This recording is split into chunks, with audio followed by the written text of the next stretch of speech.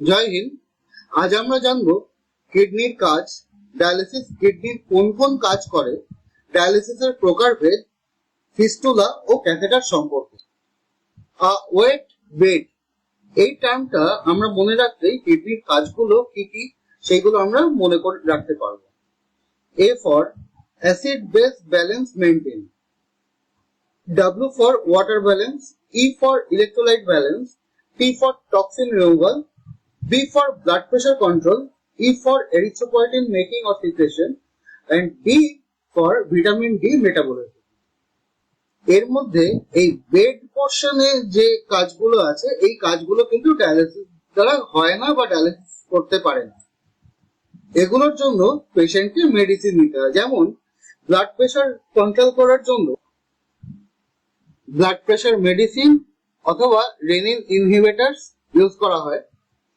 ইপিও secret করতে পারে না দেখে এরিথ্রোপয়েটিন ইনজেকশন পেশেন্টকে নিতে হয় এবং ভিটামিন ডি মেটাবলিজমের জন্য ক্যালসিট্রল বলে অ্যাক্টিভ ভিটামিন D3 একটা মেডিসিন হয়, সেই মেডিসিনটা নিতে হয় পেশেন্টকে। আর এই ওয়েটের আন্ডারে যে কিডনির এই চারটে কাজ ডায়ালিসিস দিয়ে করানো হয় বা এইগুলো করানোর জন্য ডায়ালিসিস করতে হয়। কিডনি ফাংশন বোঝার জন্য GFR glomerular filtration rate calculate করা হয়।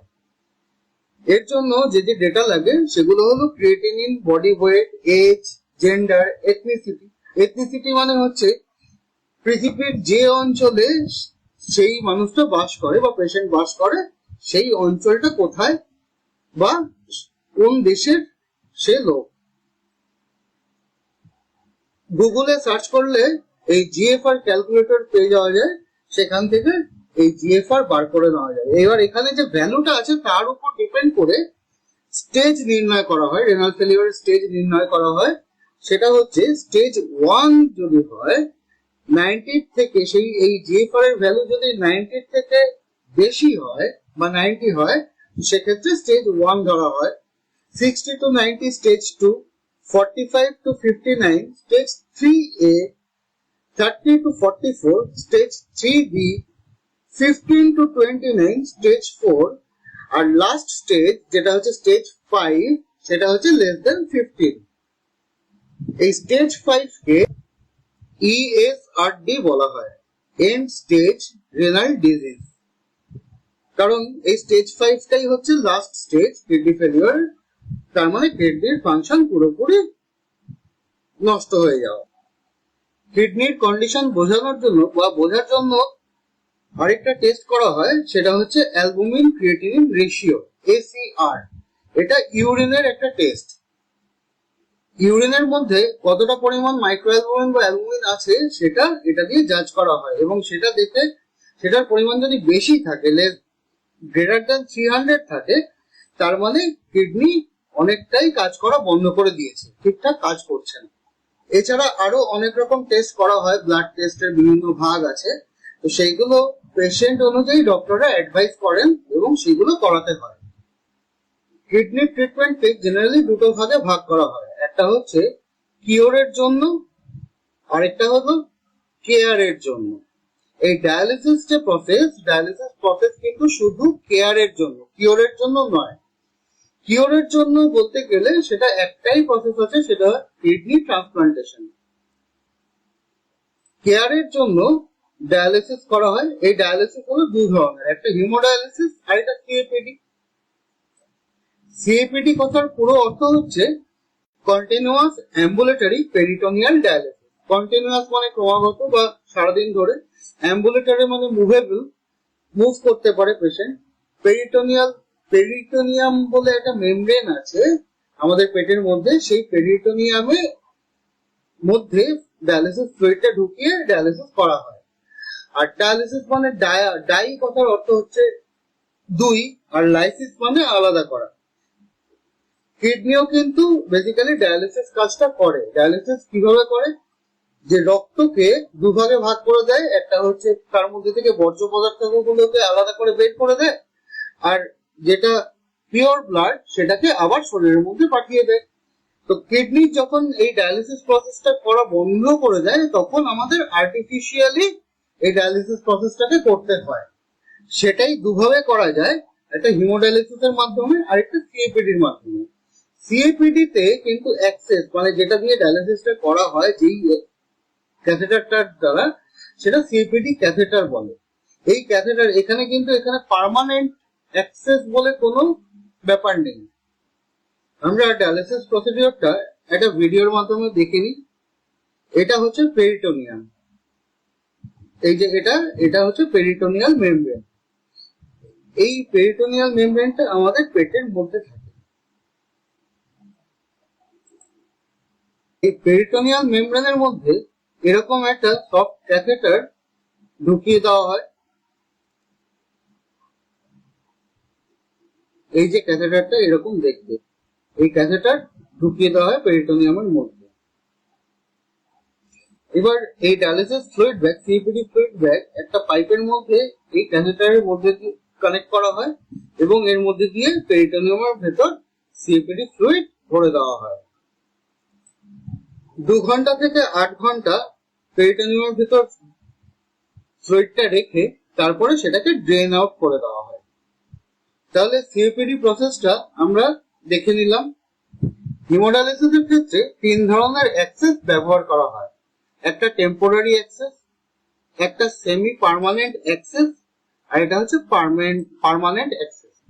কোনো পেশেন্ট যদি কোনো প্রথমবারের মতো হসপিটালে ইমার্জেন্সিতে শ্বাসকষ্ট নিয়ে আসে এবং তার এই এভি ফিস্টুলা বা পার্মানেন্ট অ্যাক্সেস বা পার্মাক্যাথ, সেমি পার্মানেন্ট অ্যাক্সেস, এই দুটো যদি না করা থাকে তখন টেম্পোরারি ডায়ালিসিস করার জন্য বা ফার্স্ট ডায়ালিসিস করার জন্য তাকে জুগুলার ক্যাথেটার বা সাবক্লেভিয়ান ক্যাথেটার বা ফিমোরাল ক্যাথেটার ইনসারশন করা হয়। এরপরে ডক্টর যদি মনে করেন যে পেশেন্টের অনেকদিন ডায়ালিসিস নেওয়া প্রয়োজন, তখন তাকে সাজেস্ট করেন এভি ফিস্টুলা করানোর জন্য। এটা একটা অপারেশন করে করতে হয় এবং এটা ম্যাচিউর হতে 21 দিন মিনিমাম সময় লাগে, তার থেকে বেশিও লাগতে পারে।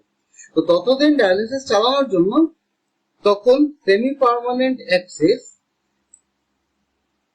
ইনসারশন করানো হয়, যেটা হচ্ছে পার্মাক্যাথ ইনসারশন করানো হয়। কারণ এই যে টেম্পোরারি অ্যাক্সেস এর যে ক্যাথেটার গুলো, এই ক্যাথেটার গুলো বেশি দিন শরীরের মধ্যে রাখা যায় না, ইনফেকশন হয়ে যাওয়ার চান্স থাকে। সেই জন্য তখন পার্মানেন্ট অ্যাক্সেস হিসেবে সেমি পার্মানেন্ট অ্যাক্সেস বা পার্মাক্যাথ, যেটা ইনসারশন করা যায় এবং সঙ্গে সঙ্গে ডায়ালিসিস করা যায়, সেরকম একটা অ্যাক্সেস তৈরি করা হয়। এবং তার পাশাপাশি এই পার্মানেন্ট অ্যাক্সেস বা এভি ফিস্টুলা অপারেশন করিয়ে দেওয়া হয়।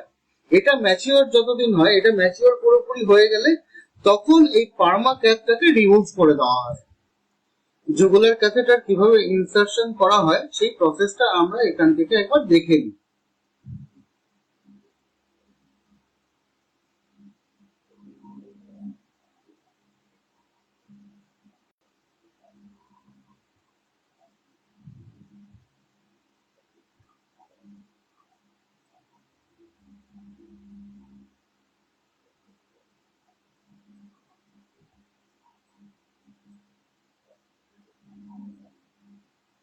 এটা লোকাল অ্যানেস্থেসিয়া দেওয়া হচ্ছে।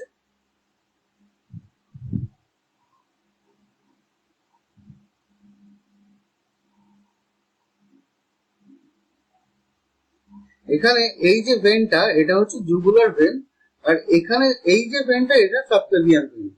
তো এই সাবক্লেভিয়ান ভেনেও ঠিক একই প্রসেস মেনটেন করে এখানেও ক্যাথেটার দেওয়া হয়। এখানে ক্যাথেটার দিলে এটা সাবক্লেভিয়ান ক্যাথেটার বলে, আর এখানে ক্যাথেটার ইনসারশন করা হলে, এই জুগুলার ভেনে ইনসারশন করা হলে এটাকে জুগুলার ক্যাথেটার বলা হয়।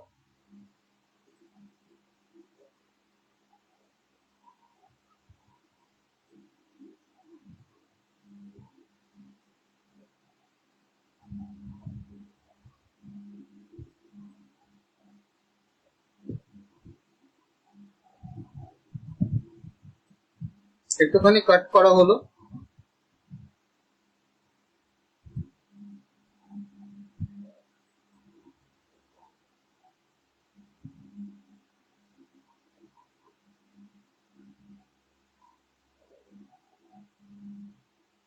এই ক্যাথেটার ঢোকানো হচ্ছে। আগে প্রথমে গাইড ওয়্যার ঢুকিয়ে নেওয়া হয়েছিল, তারপর ডায়ালেটার দিয়ে ওটাকে একটু বড় করে নেওয়া হয়, তারপরে লাস্টে এই গাইড ওয়্যারের মাধ্যমে ক্যাথেটারটাকে ইনসার্ট করা হয়।